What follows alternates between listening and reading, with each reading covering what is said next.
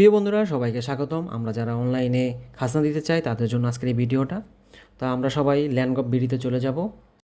এখানে দেখতে পাচ্ছেন ল্যান্ড গভ বিডি। তো আমরা এই পেজটাতে চলে যাওয়ার পর এখান থেকে আমরা লগ ইন করে নেব। যদি রেজিস্ট্রেশন করা না থাকে তাহলে আমরা রেজিস্ট্রেশন করে লগ ইন করে নেব। লগ ইন করার পর এই পেজটি চলে আসবে। এখানে দেখতে পাচ্ছেন আপনার 4টি অপশন আছে। তা আমরা যেহেতু আজকে খাজনা কীভাবে দিতে হয় এটা দেখব। এখান থেকে আমরা চলে যাব ভূমি উন্নয়ন কর থেকে। আপনারা দেখতে পাচ্ছেন এখানে একটা পেজ চলে আসলো। তো এখান থেকে এখানে এই পাশে কিন্তু বেশ কয়েকটা অপশন আপনারা দেখতে পাচ্ছেন। এখানে আপনারা খতিয়ান, তো এখান থেকে আমরা চলে যাব খতিয়ান, এবং খতিয়ানে যাওয়ার পর আমাদের যে আগের খতিয়ানগুলো থাকে ওগুলো এখানে দেখানোর চেষ্টা করবে। এখানে আমার বেশ কয়েকটা খতিয়ান আছে। তো এখানে আপনারা চলে যাবেন এবং এখান থেকে দেখতে পাচ্ছেন যেখানে নতুন খতিয়ানের তথ্য প্রদান করতে ক্লিক করুন। তো এখানে আপনারা আপনাদের বিভাগটা সিলেক্ট করবেন। তো আমি যেহেতু চট্টগ্রাম, এবং চট্টগ্রাম আপনি কোন জেলাতে থাকেন, আমি চাঁদপুর জেলাতে থাকি, তো চাঁদপুর।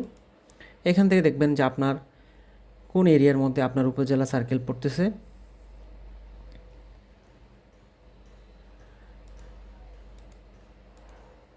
তো এখানে আর চলে আসলো ফরিদগঞ্জ, এবং আমাদের যে মৌজা 105 আমরা এখান থেকে খুঁজে নেব।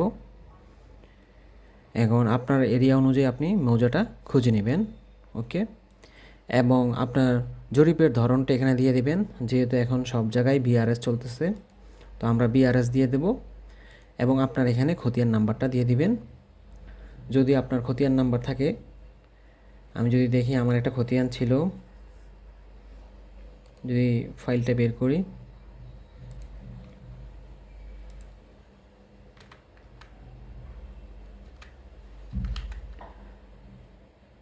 তো এখানে আমার বেশ কিছু দলিলের ফাইল আছে।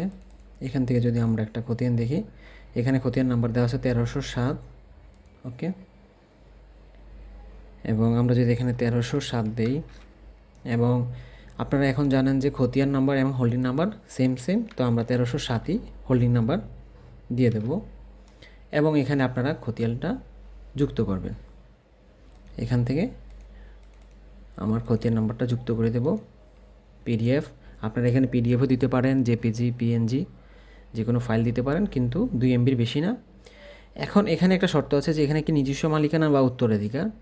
যদি উত্তরাধিকার থাকে তাহলে আপনার বেশ কিছু জিনিস ফিল আপ করতে হবে, যেমন খতিয়ানের মালিকের নাম, সম্পর্ক কী, এবং যদি আপনার বাপদাদার সম্পত্তি থাকে তাহলে এখানে ওয়ারিশের সনদটা আপনার যুক্ত করতে হবে, পিতার নাম এবং ঠিকানাও দিয়ে সংরক্ষণ করতে হবে। ঠিক আছে। আর যদি নিজস্ব মালিকানা যদি ক্রয়কৃত হয় তাহলে আপনারা এখান থেকে নিজস্ব মালিকানা দিয়ে সংরক্ষণ দিলেই আপনার এটা সংরক্ষণ হয়ে যাবে এবং হোল্ডিং তালিকায় চলে আসবে। তো সংরক্ষণের পরে কিন্তু আপনারা দেখতে পাচ্ছেন আমার এটা কিন্তু এটা স্ট্যাটাস অপেক্ষমান। এখন ভূমি উন্নয়ন অফিস থেকে এটা যদি আপনার অ্যাকসেপ্ট করে তাহলে এটা কিন্তু অ্যাড হয়ে যাবে, এবং অনুমোদিত এখানে উল্লেখ থাকবে, এবং অনুমোদিত উল্লেখ থাকলে কিন্তু আমরা কর পরিশোধ করতে পারবো। ওকে, তো কর পরিশোধের জন্য আমরা হোল্ডিং তালিকায় চলে যাব।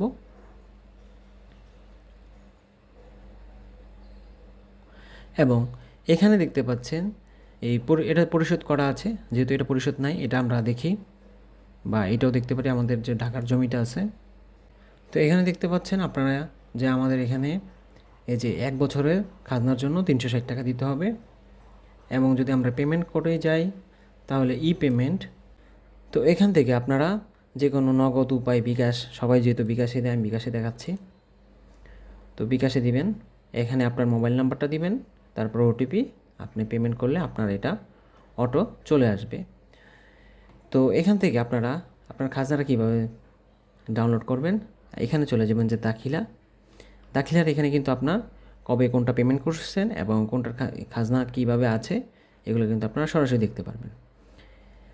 তো এইভাবে আপনারা ভূমি উন্নয়ন কর রসিদটাও এখান থেকে ডাউনলোড করতে পারবেন। তো দেখতে পাচ্ছেন এখানে আমি কর পরিশোধ করেছিলাম, সেইটার দাখিলা রসিদ। এখান থেকে আপনারা প্রিন্ট দিবেন, এবং প্রিন্ট দিলেই কিন্তু আপনার পিডিএফটা ডাউনলোড হয়ে যাবে। আজকে এই পর্যন্তই। ধন্যবাদ সবাইকে।